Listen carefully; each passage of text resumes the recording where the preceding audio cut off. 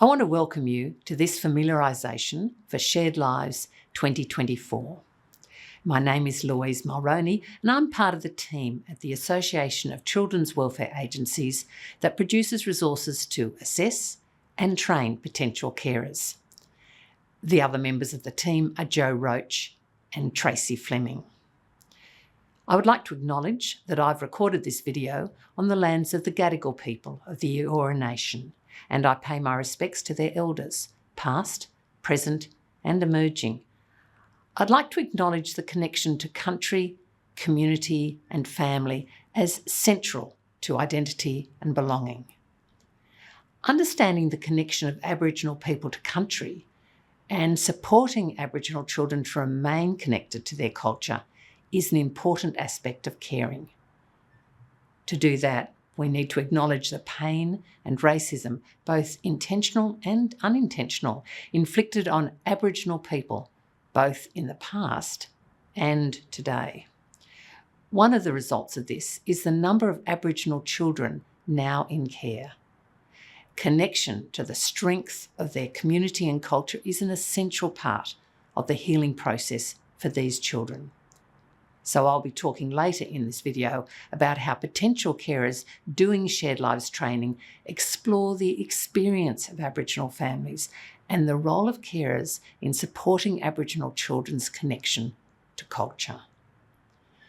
This familiarisation is designed for trainers to be able to use the 2024 updated version of Shared Lives to train potential foster carers.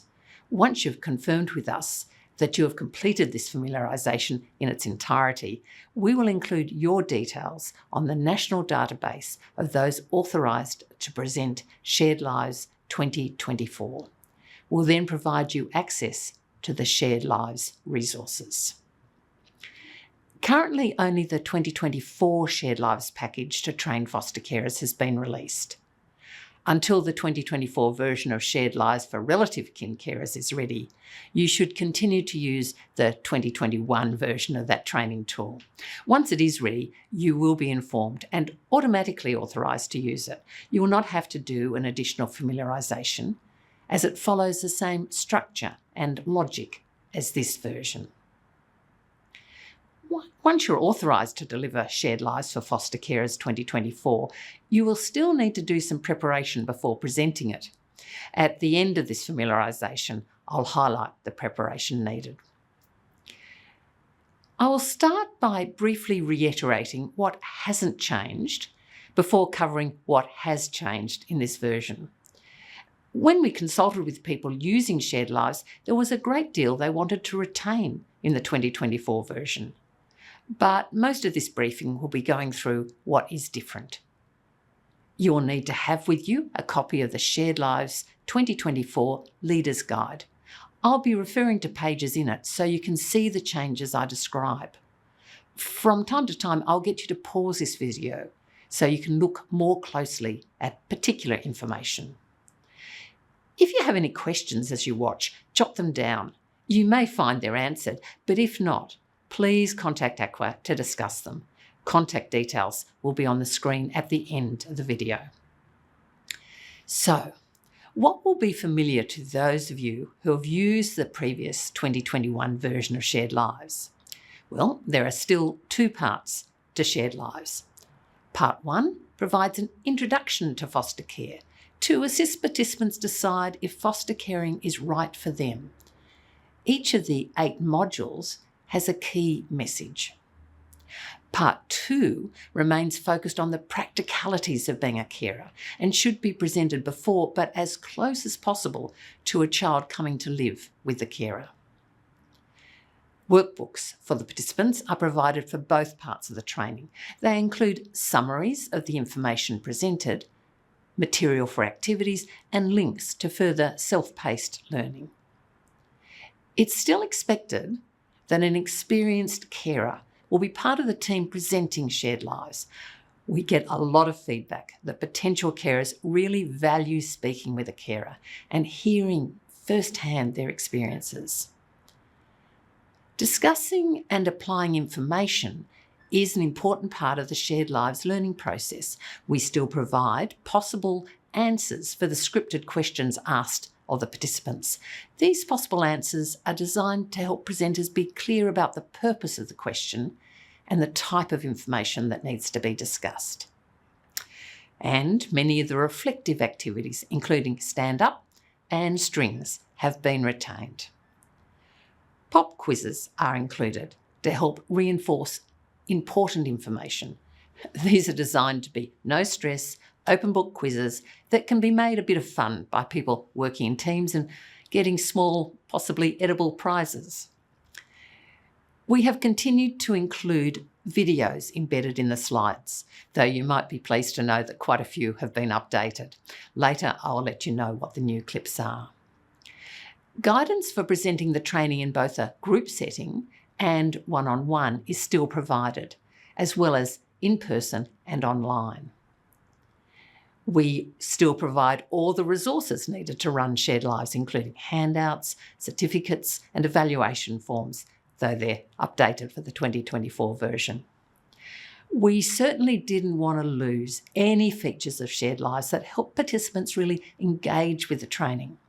One of these features is the children's stories that run through the training. The stories start in Module 1 with the children coming into care, and then you hear the final part of their story when they're 25 in the last module. Familiar faces have been retained. Jasna, Ben, Carla, and DJ, Artie and Lily. And you are still provided with their pictures so you can print them to put on the walls of the training room.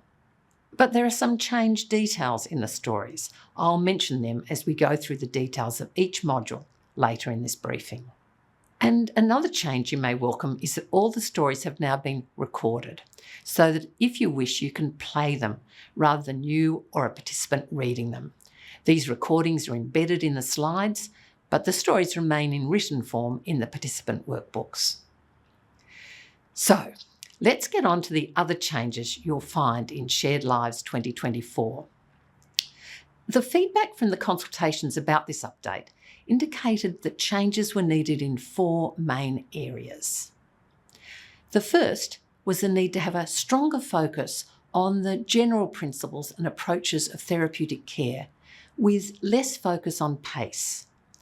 While PACE was seen as a very helpful strategy when responding to children, there was concern that the limited time available in the training was insufficient to ensure participants were competent in applying the PACE approach consistently, particularly if it was a very different approach from that currently used by a participant. There was also concern expressed that sometimes presenters' own grasp on PACE is a bit tenuous, and so this meant that topic was not necessarily well presented. We got feedback that PACE, when not well understood, can seem to encourage a mechanistic and formulatic response to children rather than a truly empathic response.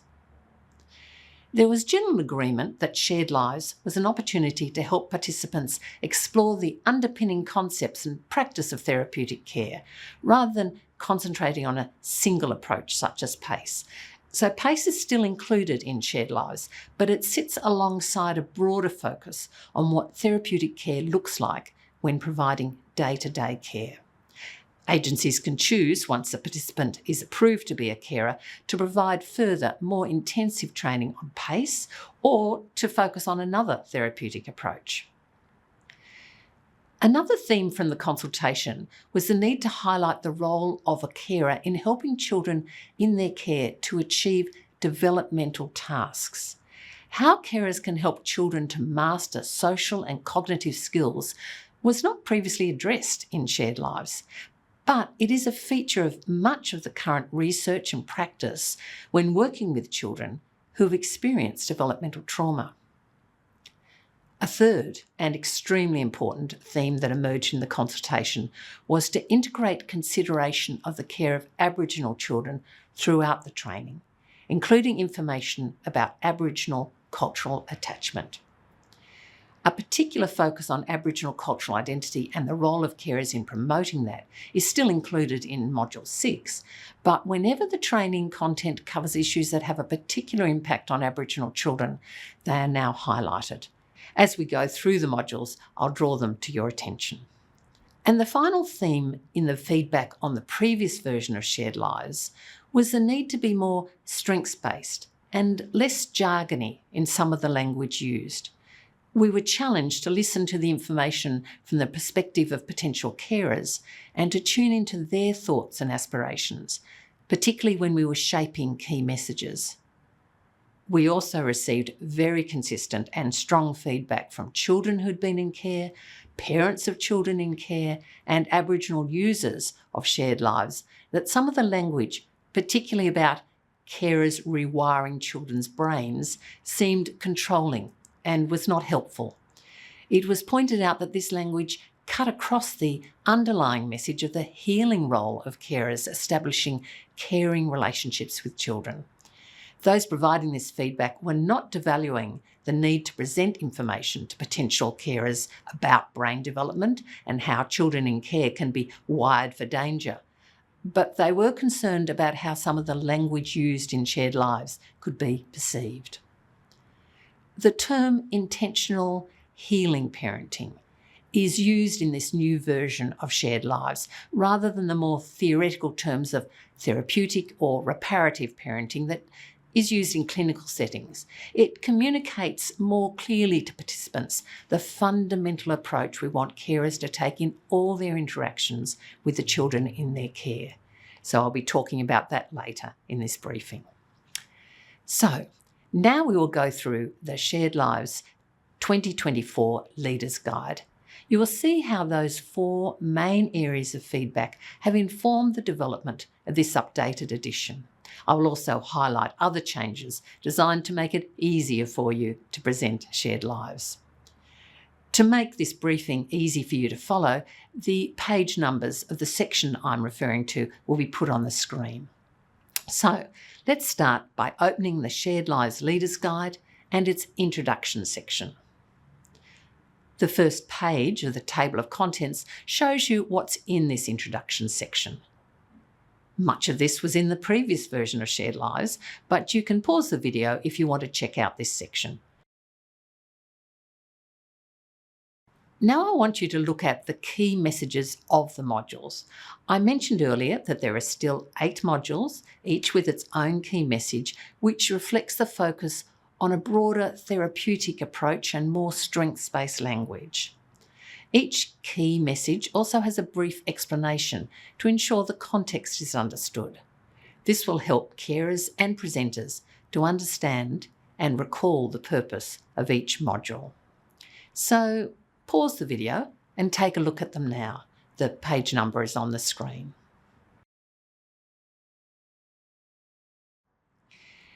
As you can see, the key messages have not fundamentally changed, but they have been worded differently. The updated key messages are now available as a handout for participants to take home. The Leaders Guide now includes guidance on practice issues, which covers online presentation of Shared Lives. The page number of this section is on the screen. It's important to note that we recommend potential carers should be trained in person and in a group context whenever possible. This mode of delivery is generally the most effective way of engaging participants and assisting them to explore and learn. It also provides the opportunity to observe the way they respond to material and how they interact and present with others. However, the use of online presentation has increased, and it can be particularly useful when long travel times are involved for participants. In such situations, it is still strongly recommended that the first training session is held face-to-face. But if you're presenting training online, we provide guidance, including links to the videos, so that online participants can watch them directly and not through your slides, which sometimes can compromise the quality of the videos. The updated key messages and the information about presenting online are the 2 main differences in the introduction section, but you should review all of the introduction after this familiarisation, including the briefing of guest speakers and the use of games and energisers. For the remainder of this session, I'll go through each module of Part 1 of Shared Lives and the topics in Part 2, highlighting the changes. So, turn to the first page of Module 1, as shown on the screen. Much of this module may be very familiar to you. Its purpose includes establishing good group dynamics, so the introduction still includes the icebreaker activity, which side are you on? Module 1 still includes input to help participants understand the context of providing care, including how children come into care, court processes, ages children come into care, and the types of care. This input can get participants to consider the types of care options that they might not have previously. Something else that's unchanged is a section on why children come into care, which is explored through the stories of the children that are followed through the Shared Lives program. And the module still closes with an examination of 3 myths of fostering, so that participants get a realistic picture of what fostering is all about. One difference that you'll see in this module is that the acknowledgement of country includes wording to help participants link that acknowledgement to one of the key aspects of caring, which is to support children's cultural connections. The Aboriginal and Torres Strait Islander child placement principle is also introduced in this module rather than waiting until Module 6. You'll also see the instructions about the children's story indicate they can be listened to from the slides. The visual will still be the child's face, and the stories are still included in the participant workbook. An important task for you when you finish this familiarisation is to carefully read all the children's stories. Some of them include additional and changed details, so you need to be familiar with the content of these stories before presenting Shared Lives 2024. The stories are in the Workbook 1, which you have been sent electronically. But generally, as you've heard, Module 1 is largely unchanged. Module 2 may also be quite familiar. Its key message is that parents love their children, and the children's stories are used to help participants understand that children coming into care often have family members who love them very much. This module also explores why parents who love their children are sometimes unable to keep them safe. It includes activities to help create and build empathy for parents whose children are in care. The only significant change to this module is the inclusion of a video clip that can be shown if you're not able to organise a guest speaker of a parent whose child is or has been in care. Listening to a parent talk is an extremely powerful way to help challenge many of the assumptions that potential carers may bring with them to training. So having a parent present is the most effective training strategy.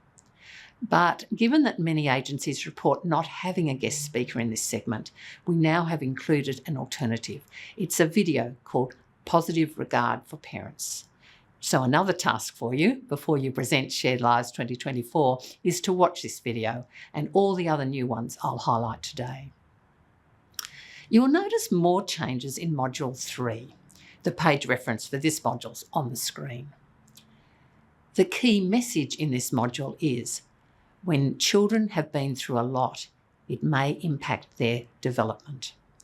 Its aim is to help participants understand the effects of neglect and abuse on brain development and behaviour, attachment and the effects of insecure attachments, and brain plasticity that allows brains to change so they're no longer stuck in danger mode.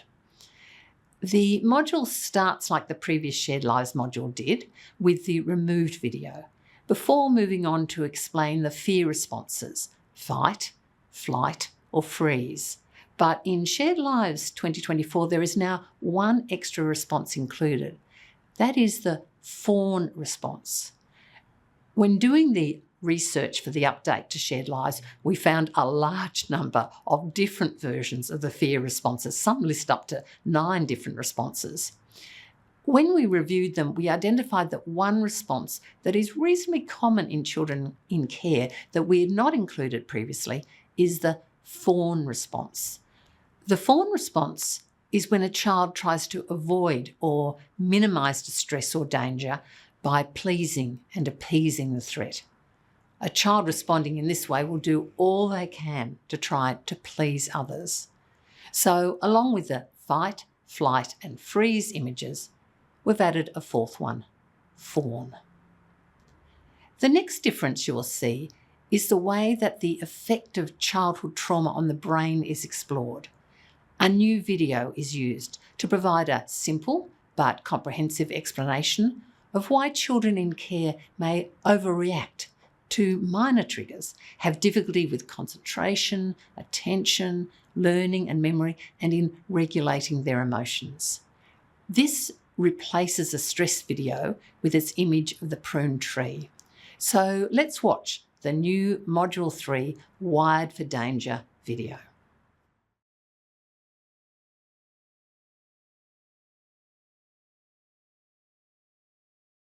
When we begin to feel stressed, a part of our brain sets off an alarm in case there may be danger that our body needs to respond to.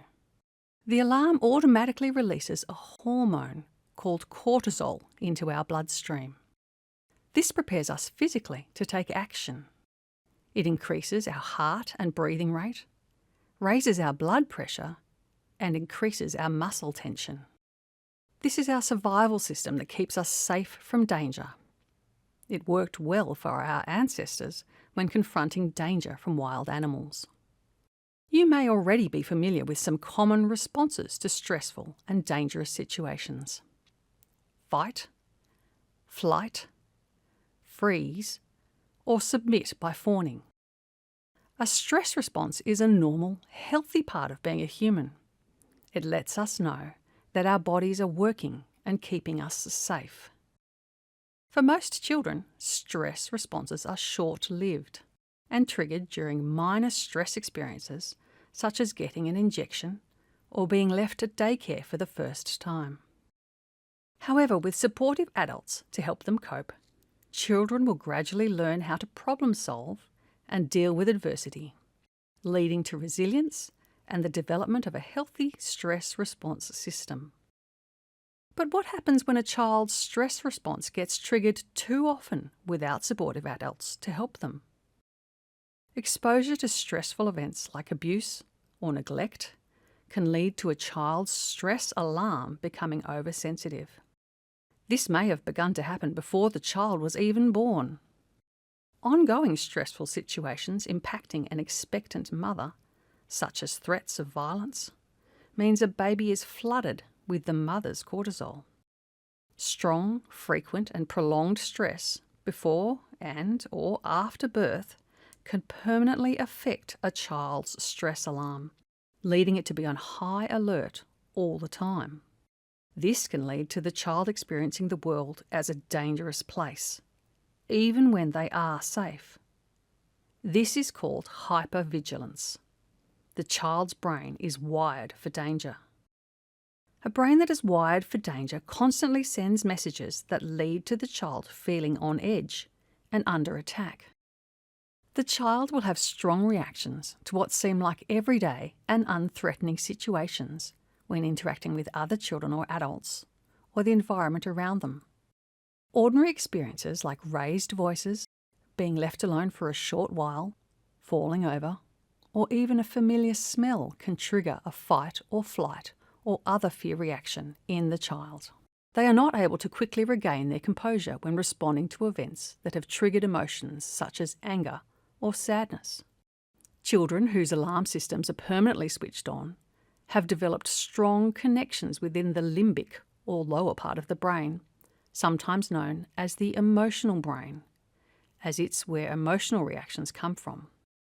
It's responsible for sounding the alarm that triggers the release of cortisol. Remember, high levels of the cortisol hormone heightens physical responses such as heart rate and muscle tension. But high levels of cortisol also impairs the ability to concentrate, think logically, and learn. It affects the ability to retain memories. It's a bit like the thinking brain can't concentrate because of all the racket being generated from the emotional brain. Strong, frequent and prolonged stress wires children for danger. This gets in the way of them developing strong pathways to the part of the brain called the cortex, also known as the thinking brain. That's the higher part of the brain that allows us to think and reason and understand the outside world. So children under constant stress lack the wiring to be able to master developmental milestones in their social, behavioural and cognitive skills. Luckily, it is possible for children's brains to be rewired. New pathways can be developed that avoid using the old stress pathways. These new connections in the brain mean the child can access the thinking part of their brain much more easily. It takes time, but if a child experiences consistent, safe relationships with patient and loving adults, a sense of trust and community can be built. That allows the child to regulate the danger alarm and be able to work on mastering social, behavioural and cognitive skills. Healing the impact of prolonged childhood stress can be a long and difficult journey. But with enough patience, support and care, the alarm system in a child's brain can be rewired to only activate when it is actually needed.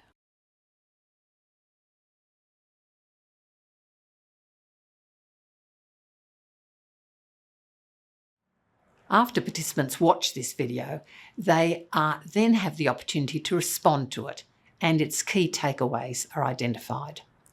Next comes information about the Dan Siegel hand model of the brain, including showing that video. Then the material about how flipping lids can impact in education and social settings and be labelled as manipulative or attention-seeking is covered. This material was previously covered later in the module, but the reordering means that the flow of topics is now more logical. The notion of attachment is explored next, and it now includes information about cultural dimensions of attachment. It identifies that in Aboriginal communities, there are often a wide group of people with whom a child has a secure attachment and a sense of belonging. After the discussion on attachment comes the strings exercise, a very powerful activity to help participants understand the impact of separations on children in care. There is now an animated version of this exercise, which can be used if you're presenting this module either one-on-one or online. The link to the animated version is provided at the beginning of the module. Part of the discussion following the strings exercise includes consideration of the particular impact that separation from community might have on Aboriginal children. The strings exercise leads into a segment on grief and loss, and the module concludes by highlighting the good news about brain plasticity. You may remember the Dan Hughes video on shame and lying used to be shown in this module, but it's now been moved to Module 4. Because there have been several changes in Module 3, I suggest you pause the video now and take a few minutes to flick through this module. The page numbers are on the screen.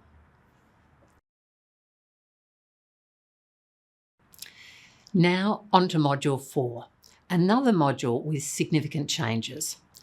The purpose of this module is to help participants understand the needs of children who have experienced developmental trauma and how intentional healing parenting meets those needs. In this module, we explain that intentional healing parenting involves being purposeful and making deliberate choices to promote a child's sense of security, connection, growth and development. Of course, all parenting of all children should be intentional. All caregivers need to be alert to children's needs, including basic ones like whether they're tired or hungry or need a break from activities. But intentional parenting of children who've experienced abuse and neglect within their families is designed to help the healing process for the child, so they have the opportunity to recover from the impacts of past trauma on their growth and development. Shared Lives explains this means parenting children in care in a different way to ordinary parenting. A new video has been developed to provide some of the input in this module. It has quite a lot of content in it, so it's been broken into 3 segments.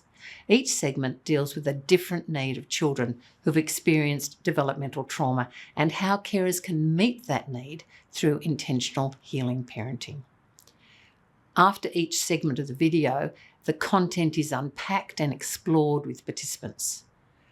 Because this is new material, I'll go through this with you in some detail.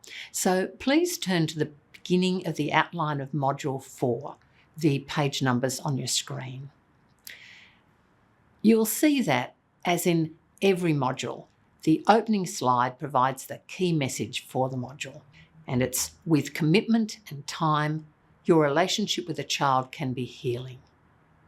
You will then provide input into the needs of children. This input links this module to concepts that have been introduced in the previous module, the impact of developmental trauma on brain connections and the idea of flipping lids. Then the first part of the video is shown, which I will now show to you. Please don't get too confused because I present that video. You'll be watching a video of me, but dressed differently.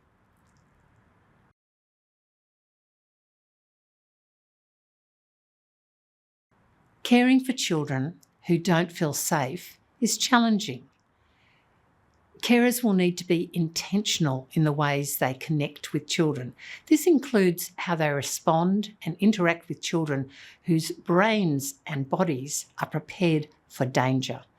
Children who have experienced trauma will respond to what seems to others to be everyday situations with fear reactions, such as fight and flight. It's a bit like caring for a child who is in a permanent state of hunger, tiredness, and stress. We know that in general, no child is at their best when they're hungry and tired. And add to that a stressful situation like falling over or losing a favourite toy or being asked to turn off their device, and it's flipping lids time. For some children, flipping their lids will not necessarily look like an angry outburst or floods of tears or running off and hiding. Some children, when their emotional part of their brain is in control, may shut down and freeze or desperately try to please those around them to protect themselves from perceived danger. So how can carers connect with children to support them to heal the connections in their brains so they can learn new ways to understand and respond to their feelings and emotions? It's necessary to consider what needs children are trying to communicate through their behaviour. The 3 needs of children who have experienced developmental trauma are: children need to be able to experience safe relationships.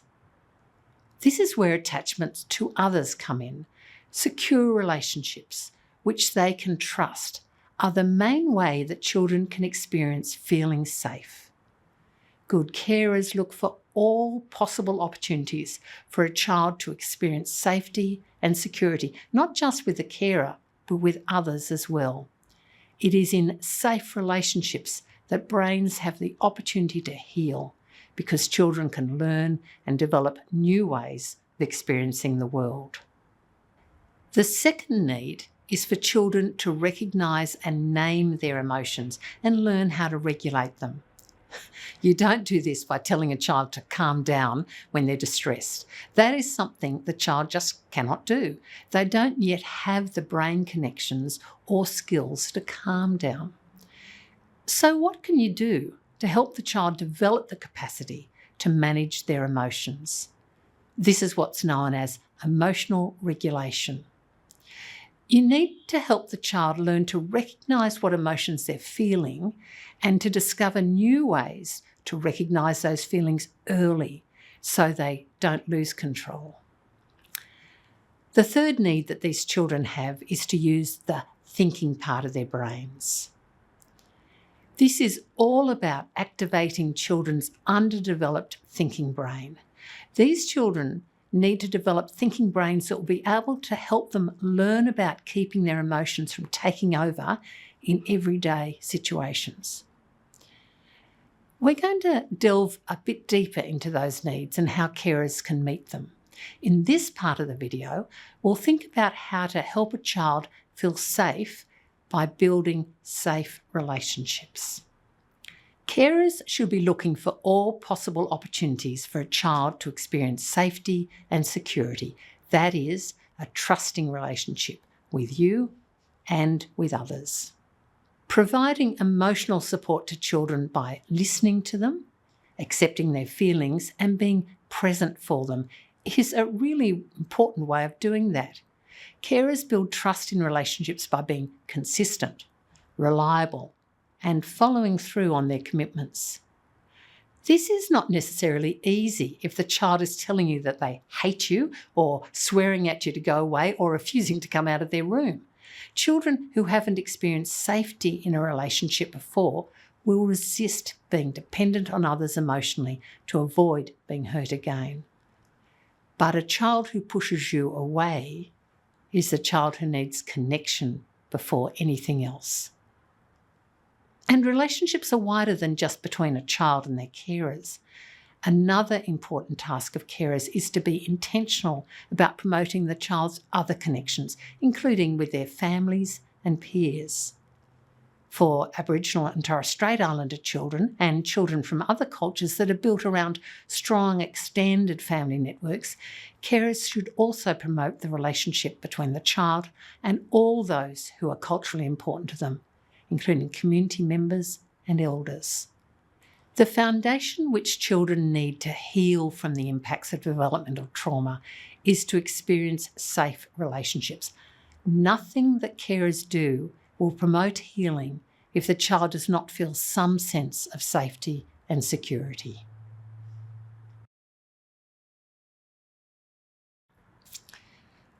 After watching the video, you work through the material in the Leader's Guide on the pages on your screen. You start by asking participants for their general response. Then make sure that they can recall the 3 needs of the children and write them up so people can see them. Because the previous module was all about building strong relationships with children, we now recap on the fear response. This highlights the reasons why establishing safe relationships with children is foundational to be able to meet other needs. This includes information about blocked care and how hard it can be for carers when a child rejects their care. It includes this input: carers are always responsible for initiating, repairing, and maintaining this relationship regardless of the behaviour of the child. That is the basis of intentional healing parenting. Then you show the second part of the video.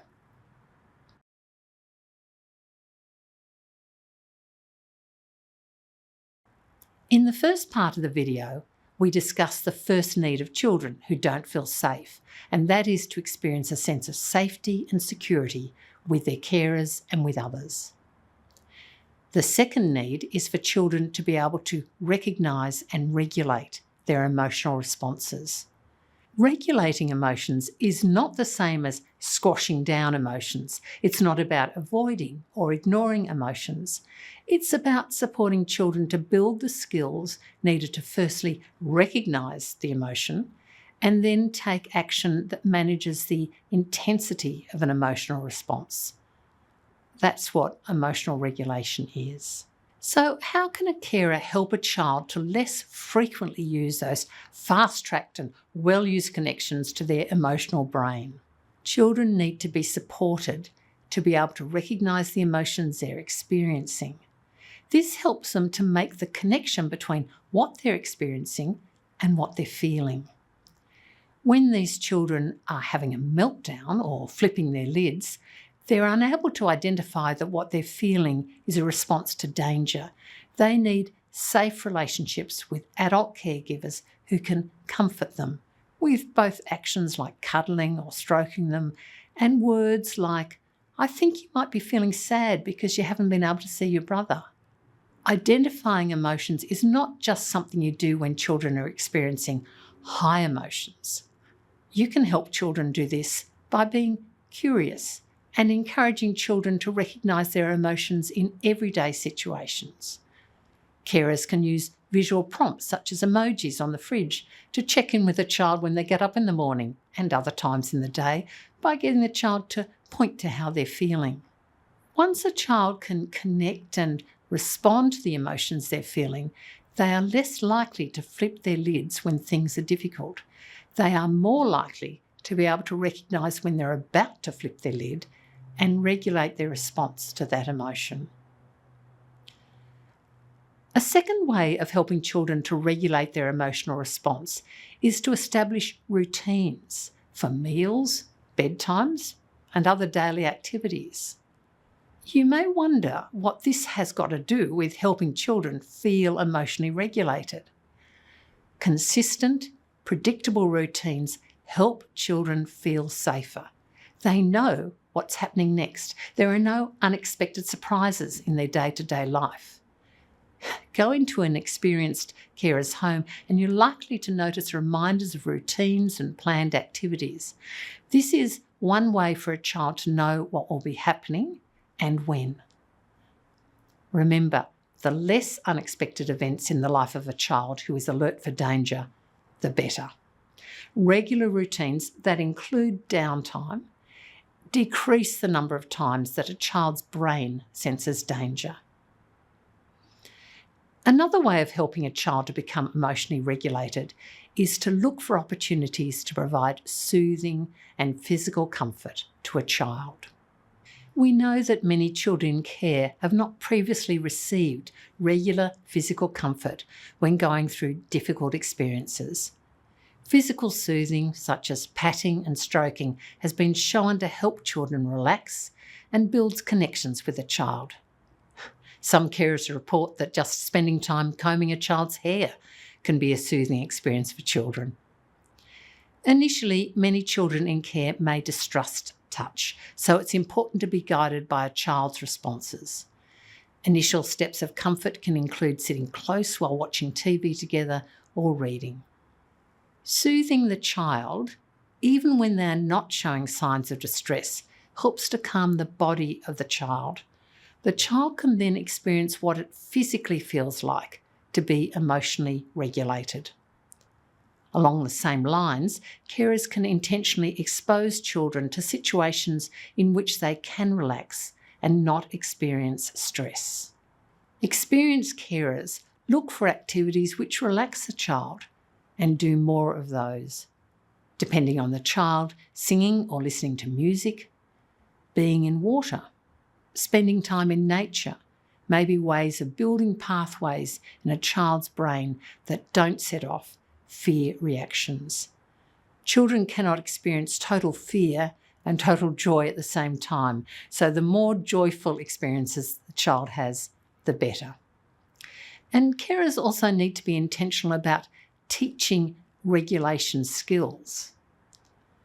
Skills that carers can model and teach children include simple techniques like taking deep breaths when feeling upset, being mindful of their physical responses when stressed, practicing positive self-talk, and by giving children strategies for action when a child feels they're getting to the flipping lid stage, for example, jumping on the trampoline or talking to their favourite auntie or doing some craft work.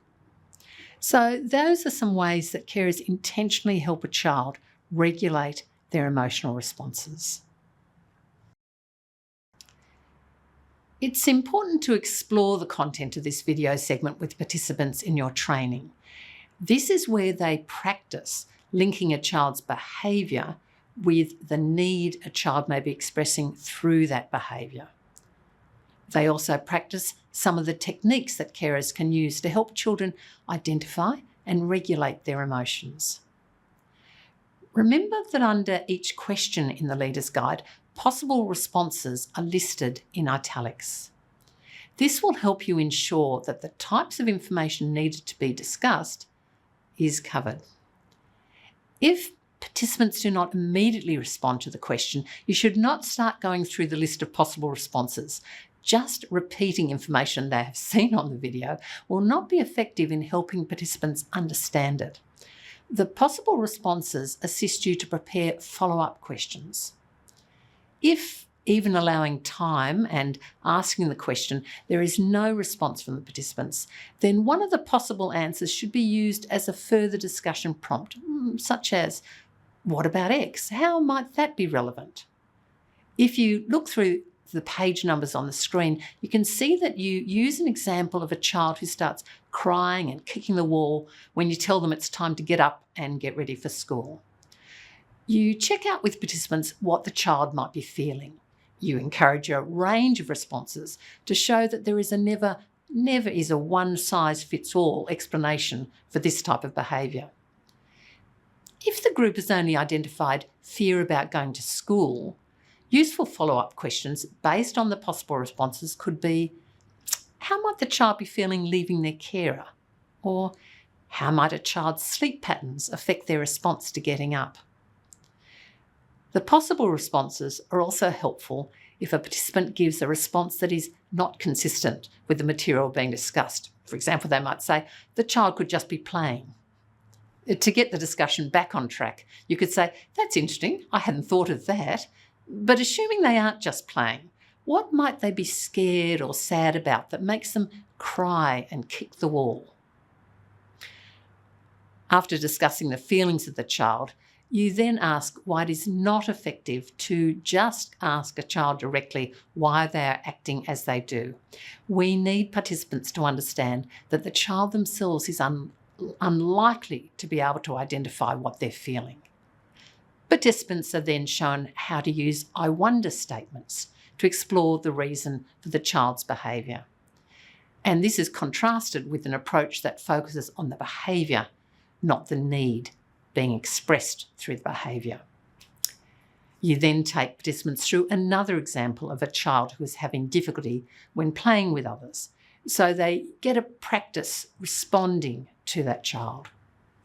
And next comes a discussion about how regular routines help heal brain connections that are wired for danger, and how participants' lives might have to change to create and keep to regular routines.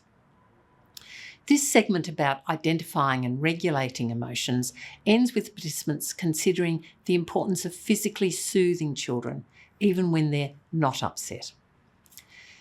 Then the final segment of the video is played.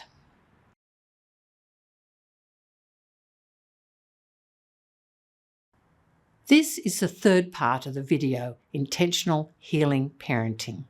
We have considered the need for children to experience safe relationships and how to assist them identify and learn to regulate their emotions. And the final need to be addressed is to develop the thinking part of a child's brain. Remember, children who have experienced developmental trauma need to develop the thinking part of their brain, which is all about skills such as problem solving, decision making, and goal setting. These children need to have these experiences of exploring and mastering new skills that use the thinking part of the brain, not the emotional part. This is very different from carers fixing the problem that children face. This is an approach that's very easy for carers to slip into, but it is not helpful. Good carers look for ways to help children use the thinking part of their brain to develop the capacity themselves to problem solve and make decisions. Here are some ways that carers do that. Carers should provide developmentally appropriate books, games, web links and activities for children to enjoy, and opportunities for them to learn new skills such as art, gardening, sport, cooking, dance. Carers should look for activities that the child themselves expresses some interest in. An obsession with anything, trucks, dinosaurs, the colour yellow, that can be used as the starting point, encouraging a child in learning. And carers should intentionally develop thinking skills by providing choices and discussing options, priorities, and consequences. Carers should use everyday experiences to do that, deciding what to wear, planning meals, thinking about which activities to do, all provide the opportunity to practice discussing options, priorities, and consequences. Of course, this needs to be done at the level of a child's developmental capacity, which may be below that of other children their age. That's why you need to be intentional in helping them develop these skills. Carers should also actively promote skill development and celebrate achievements.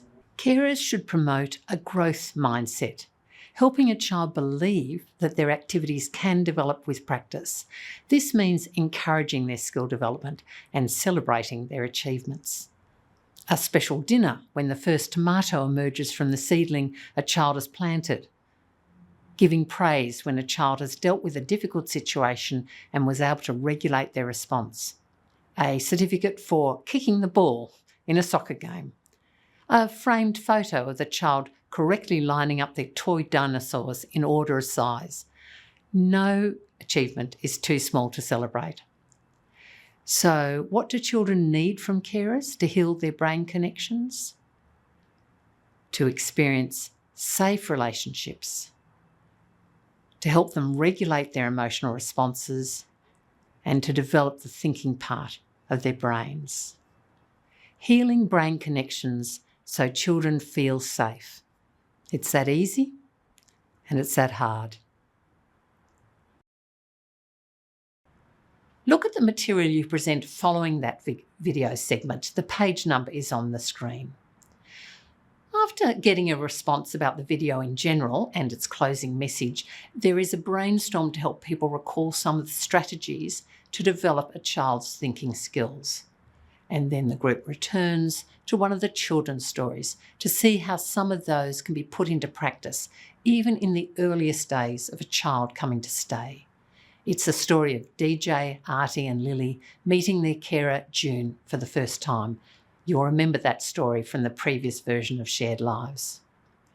The module concludes with other activities that you might be quite familiar with. The Sarah Naish video, the part of DJ, Artie and Lily's story where DJ has a meltdown because he thinks June's going to make him do all the household chores.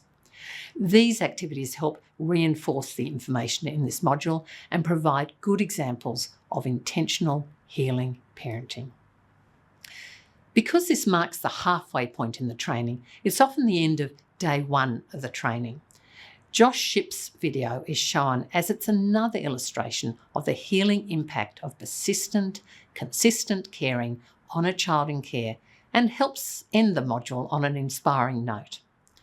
Participants are also encouraged to do 2 bits of homework. Firstly, watch the video of Matthew's story. This was updated in 2023 for Step by Step. And use a take-home handout to encourage them to practice intentional healing parenting within their own family and social circles. The Healing Parenting handout is a new resource that's a simple summary of the information explored in this module.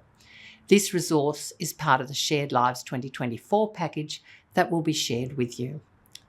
So, there was a bit to take in about Module 4. If you want to, you can pause the video here and take a look through it again. The page reference is on your screen. Module 5 is a mix of old and new material. The key message is a child who pushes you away needs connection before anything else. The purpose of this module is to understand typical and age-appropriate behaviour, the importance of connection before correction, behaviour that can challenge carers such as lying, sexualised behaviour, comfort and self-soothing and adolescent behaviours, as well as the need for carers to self-regulate. It also includes how care concerns are dealt with. This module starts with feedback from participants of any responses they had to the Matthew story and about their experience of using intentional healing parenting. There is then a recap on the information about children's needs. The focus then shifts to responding to children who behave in ways that can challenge carers. This is covered by input and activity that you may recognise from the previous version of Shared Lives, including a checklist of childhood behaviours for participants to complete and a guide to typical childhood behaviour and development.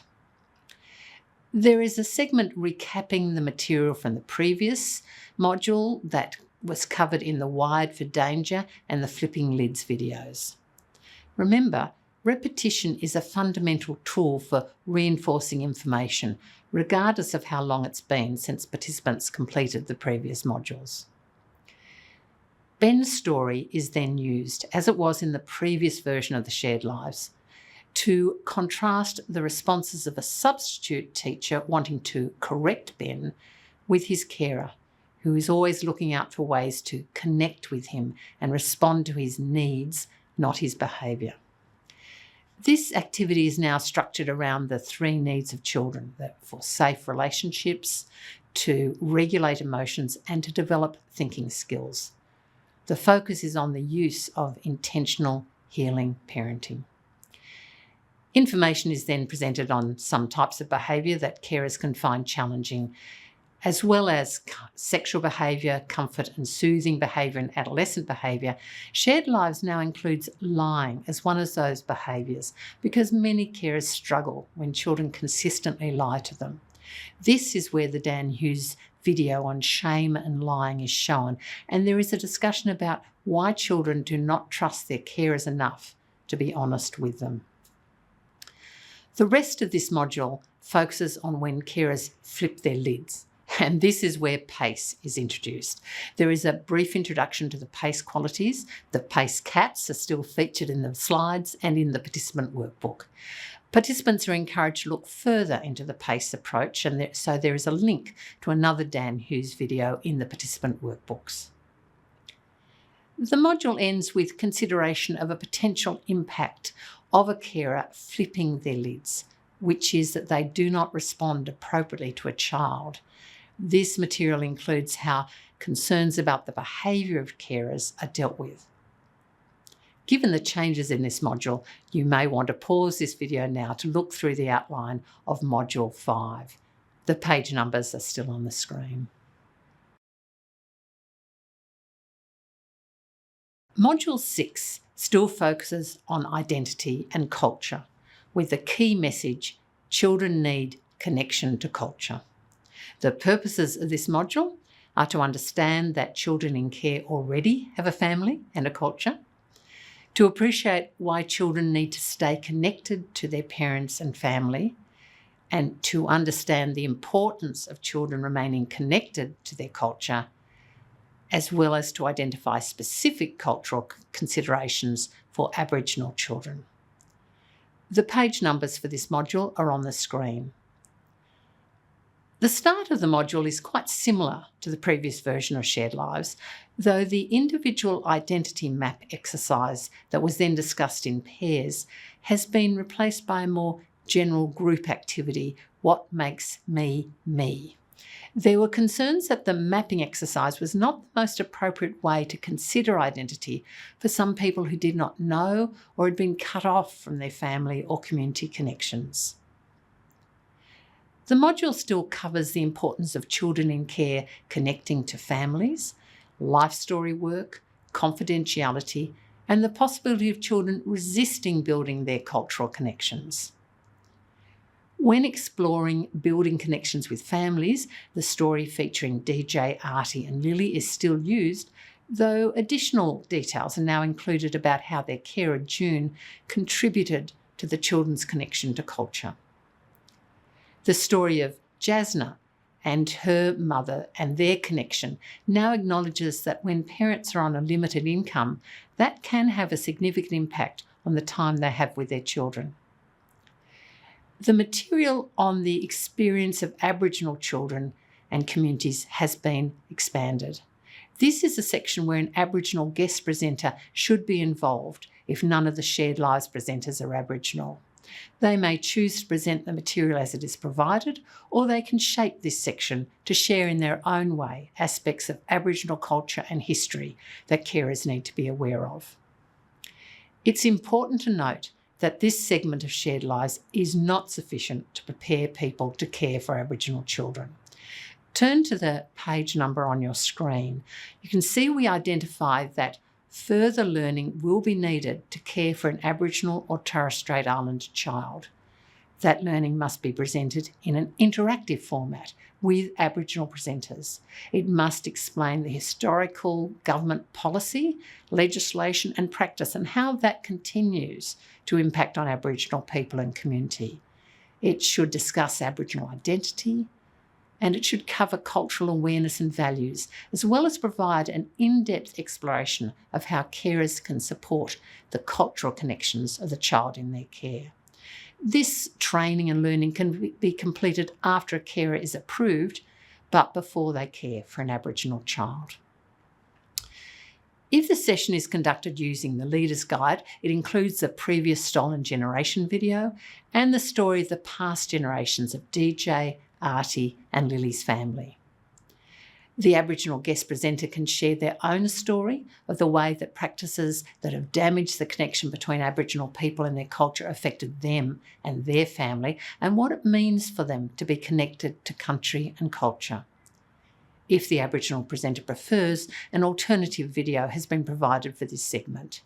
The module ends with a reminder of the Aboriginal placement principle and how that is foundational for Aboriginal children being connected to their culture. Feel free to pause the video to look at this module in more depth. The page numbers are on the screen.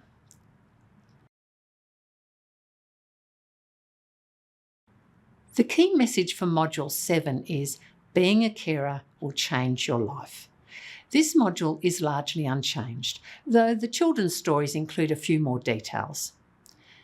The purpose of this module is to understand the impact of being a carer on day-to-day activities, the need for a carer's own children to be part of the caring team, the emotional impact of caring, and appropriate ways to respond to disclosures of abuse. The module still covers the type of care that can be provided and how that can change in the course of caring. The exercise with the clock is still used to explore the potential impact of caring on participants' lives, as well as the impact on the children of carers. Emotional impacts of caring, such as when children leave and hearing about children's abuse experiences, are covered in this module. If you want to check out this module, the page numbers are on the screen.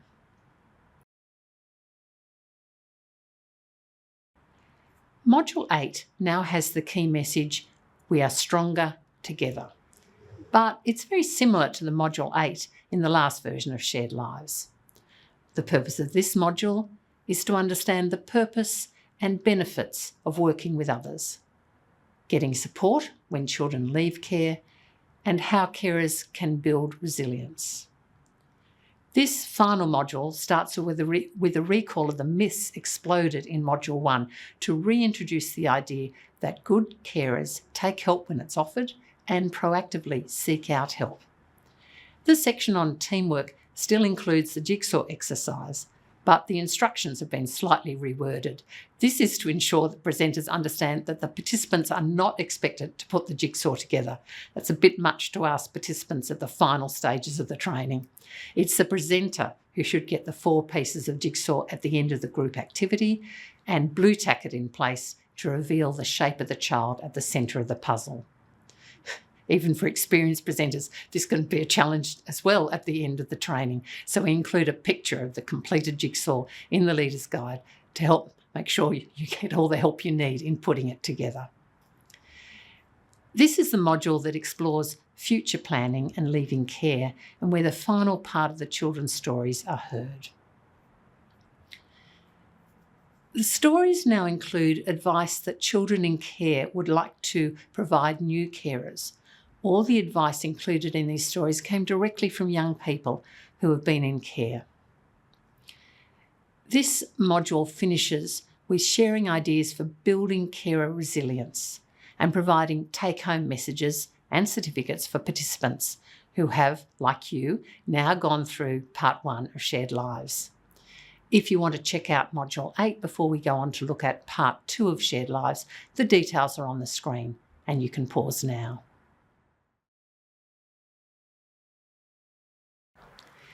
Now on to part 2 of Shared Lives. Part 2 of Shared Lives provides induction training.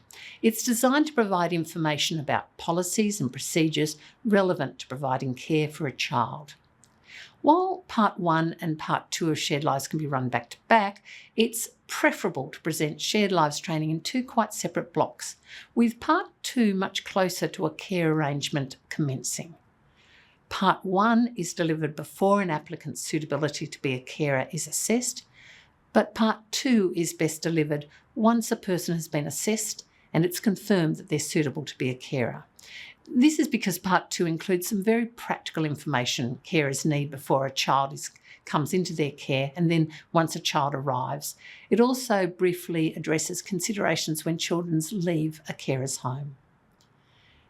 This induction training is set out as a group program, but will often be delivered one-to-one and can easily be adapted. There are also instructions about adapting it for online training, either as a group or one-to-one. If training is done online, participants need their workbook, handouts and evaluation form mailed to them beforehand. Part 2 covers 7 topics: rights, roles and responsibilities, finances, before the child comes into your care, when the children arrive, ongoing care, family, and when the children leave. There are a number of documents you need when presenting part 2 of the training, and also some copies to provide to participants.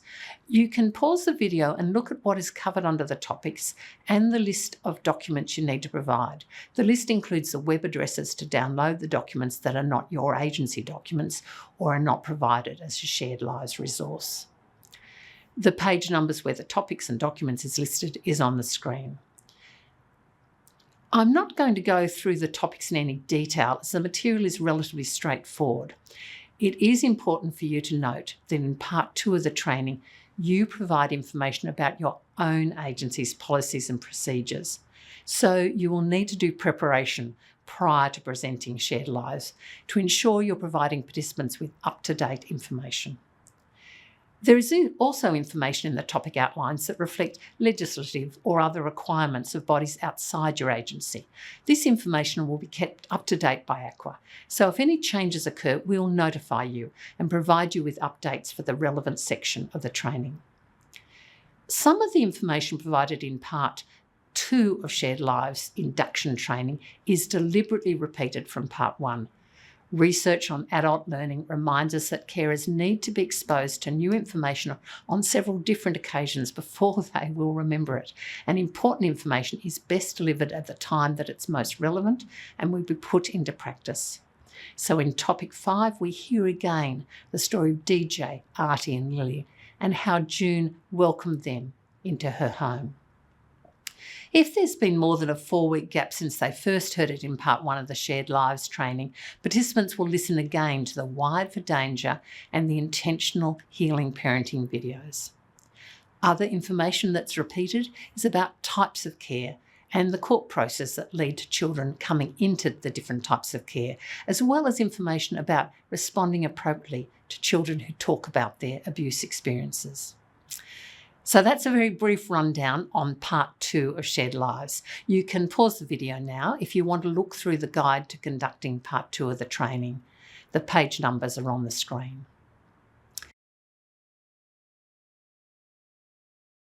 I hope you found this Shared Lives 2024 familiarisation helpful. I do want to emphasise that you will need to do some preparation before you pick up and use this package for the first time.